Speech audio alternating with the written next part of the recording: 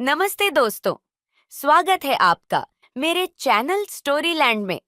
चलिए कहानी को शुरू करते हैं। एक छोटे से गांव में एक लड़का रहता था जिसका नाम मोहन था। मोहन बहुत होशियार और मेहनती था, लेकिन उसके परिवार की आर्थिक स्थिति ठीक नहीं थी। वह पढ़ाई में अच्छा था, परंतु उसके पास किताबें और अन्य आवश्यक साधन नहीं थे।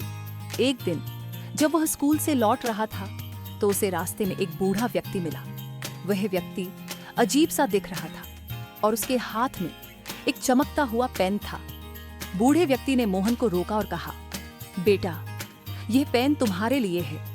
यह कोई साधारण पेन नहीं है, बल्कि जादुई पेन है। इससे जो भी लिखोगे वह सच हो जाएगा, लेकिन याद रखना, इसका उपयोग केवल अच्छे कामों के लिए करना।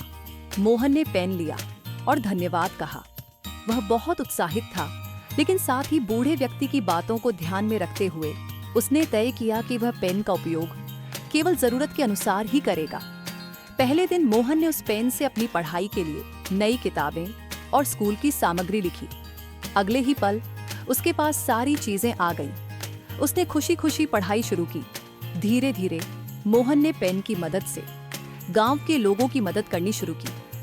कभी किसी की टूटी हुई झोपड़ी ठीक करता, तो कभी किसी भूखे को खाना देता। उसका नाम पूरे गांव में फैल गया।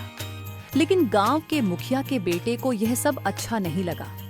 उसने मोहन से पेन छीनने की योजना बनाई। एक रात उसने चुपके से मोहन के घर से पेन चुरा लिया और उसे अपने घर ले गया।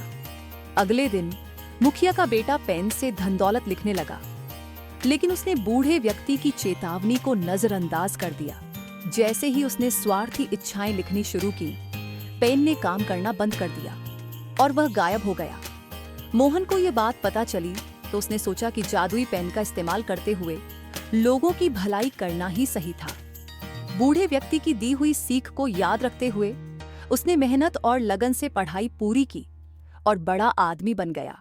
उस दिन से मोहन ने यह सबक सीखा कि जादू से ज्यादा जरूरी है ईमानदारी और मेहनत। शिक्षा, स्वार्थ और लालच से कुछ हासिल नहीं होता। सच्चाई और मेहनत से ही जीवन में सफलता मिलती है। अगर आपको कहानी पसंद आई हो तो हमारे चैनल को सब्सक्राइब, लाइक और शेयर करें।